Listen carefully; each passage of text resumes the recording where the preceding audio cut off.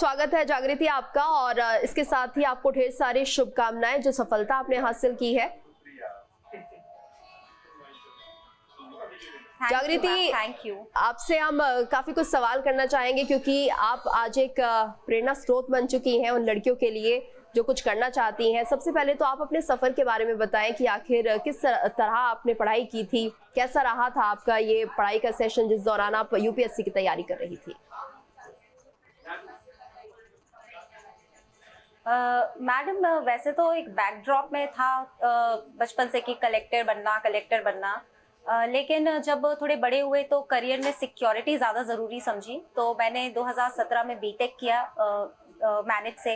2017 से 19 तक मैंने बीएचईएल में नौकरी की। बीएचईएल में नौकरी करते हुए 2019 की जनवरी से मैंने पढ़ाई चालू कर दी। एक बेस बनाना शुरू किया, बेसिक्स पढ़ना शुरू किया। धीरे धीरे मैंने अपना सब्जेक्ट का नॉलेज डेवलप करना शुरू कर दिया। पहली बार प्रीलिम्स दिया 2019 की जुलाई में, नहीं निकला और वही मुझे ये समझ में आ गया कि मुझे ज़रूरत है कि मैं डेडिकेटेड तरीके से बैठ करके पूरी पढ़ाई कंप्लीट करूं। तो मैंने नौकरी छोड़ी। 1 साल तक पूरी तरह सिर्फ यूपीएससी में लगी रही और डेली 8 से 10 घंटे पढ़ना, प्रैक्टिस करना, गलतियों को ना दोहराना, यही सब मेरा सफ़र रहा है। बिल्कुल। जागृति, और परिवार का किस तरह का सपोर्ट था, क्योंकि आप अच्छी खासी पढ़ाई कर चुकी थी, बीएचईएल में नौकरी भी लग गई थी, तो जिस वक्त आपने नौकरी छोड़ने का फैसला किया परिवार का सपोर्ट कैसा था उस वक्त?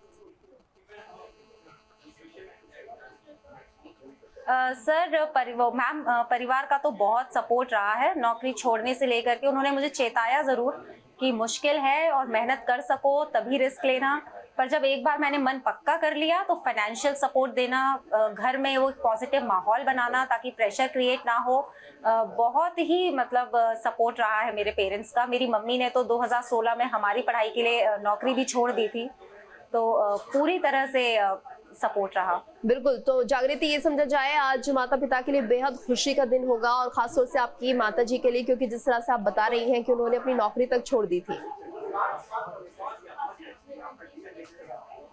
जी बिल्कुल, बहुत खुश हैं और उनको लगता है कि उनकी जो त्याग है वो आज सार्थक हो गया। तो मुझे भी बहुत खुशी है कि आज अपने पेरेंट्स की खुशी का मैं कारण बन पाई। बिल्कुल, गर्व का दिन है आपके पेरेंट्स के लिए भी और हम सबके लिए, देश के लिए, क्योंकि आपने पहला स्थान हासिल किया है। जागृति, आपसे हम ये जानना चाहेंगे कि आपका रूटीन क्या रहता था पढ़ाई के दौरान, क्योंकि बहुत सारे लोग हैं जो यूपीएससी में क्लियर होना चाहते हैं, इसके साथ साथ वो टॉप पर भी रहना चाहते हैं, तो कुछ मंत्र उन्हें भी बताइए जरा। मैं तो कहूँगी कि आप बैलेंस बना करके चलिए। जब भी आप तैयारी शुरू करें, यदि आप नए एस्पिरेंट हैं तो एक बार स्ट्रैटेजी अच्छे से क्लियर कर लीजिए। 1 महीना बैठ करके प्रीवियस ईयर क्वेश्चन, सिलेबस, इन पे पूरा फोकस रखें। उसके बाद अपने रिसोर्सेज लिमिट करिए, बार बार रिवाइज करिए। रूटीन की बात है तो एक बैलेंस बनाना बहुत ज़रूरी है। बॉडी की एक फिजिकल लिमिट है, मेंटल लिमिट है, तो मैं डेली 30 मिनट की फिजिकल एक्सरसाइज, कोई वॉक हो गई सुबह या भाई के साथ थोड़ा सा बैडमिंटन खेल लिया घर पे ही, जो भी हो फिजिकल फिटनेस बना के रखती थी। और थोड़ा बहुत अपनी हॉबीज़ पे ध्यान दीजिए, जैसे कभी वेब सीरीज़ देख ली, मम्मी पापा से बातचीत कर ली, मुझे हेल्थ कुकिंग का शौक है तो कभी हेल्थ कुकिंग कर ली।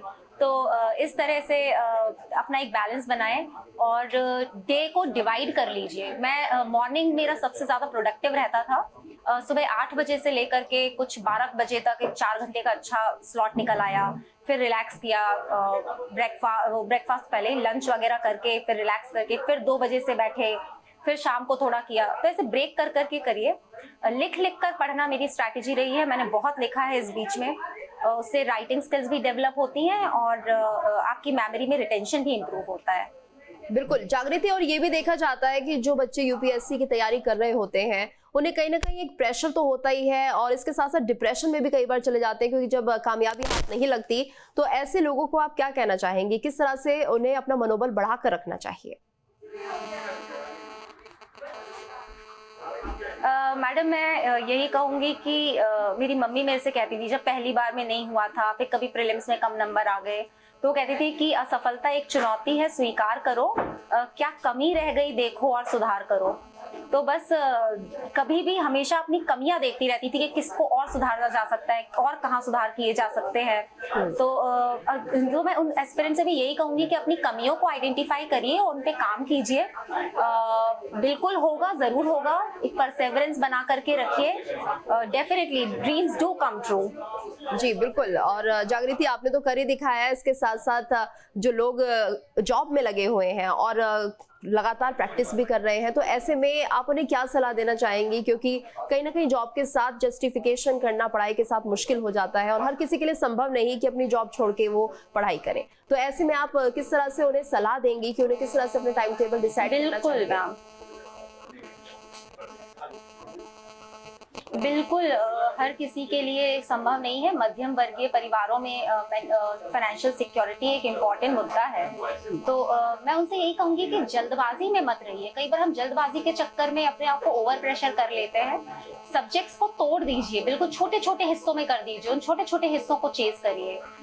जब मैं जॉब में थी मैंने यही एक गलती की कि पूरा सब्जेक्ट उठा लेना और बिल्कुल उसको परफेक्शन से खत्म करने की जद्दोजहद में लग जाना। तो उससे अच्छा है छोटे छोटे पार्ट्स बनाइए आप अपने सब्जेक्ट के, उनको चेज करिए। थोड़ा टाइम लग सकता है जॉब के साथ, लेकिन यदि आप मैनेज करना सीख जाएं तो डेफिनेटली पॉसिबल है। और be patient. I think job के साथ थोड़ा सा पेशेंस लगता है तैयारी करने के लिए। तो यही कहना चाहूंगी कि छोटे छोटे टुकड़े कर लें सिलेबस के और उनको चेज करें। बिल्कुल जागृति, धैर्य बहुत जरूरी हो जाता है इस तरह के कॉम्पिटिटिव एग्जाम्स में और सभी को रखना भी चाहिए, लेकिन कहीं ना कहीं कई बार जो हौसला होता है वो टूट सा जाता है। कई बार ये लगता है कि शायद नहीं हो पाएगा। क्या आपके साथ भी कभी वो मौका, वो लम्हा आया जब आपको लगा कि शायद नहीं कर पाऊंगी?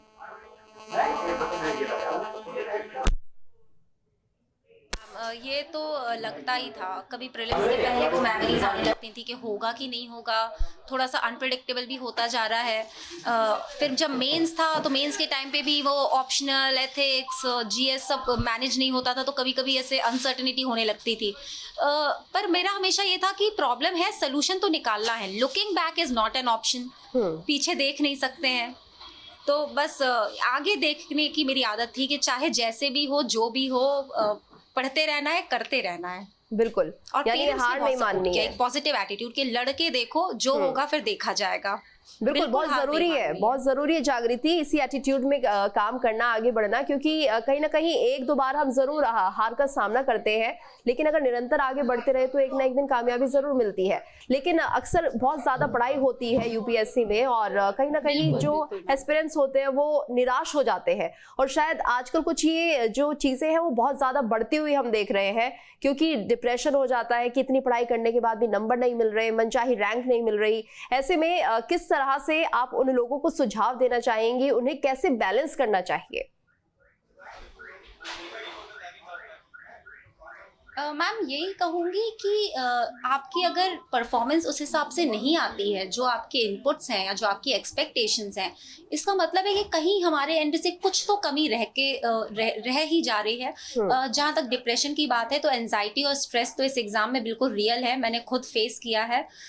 तो आप डिप्रेस मत होइए, क्योंकि उससे आपका रिजल्ट में कोई इम्प्रूवमेंट नहीं होगा।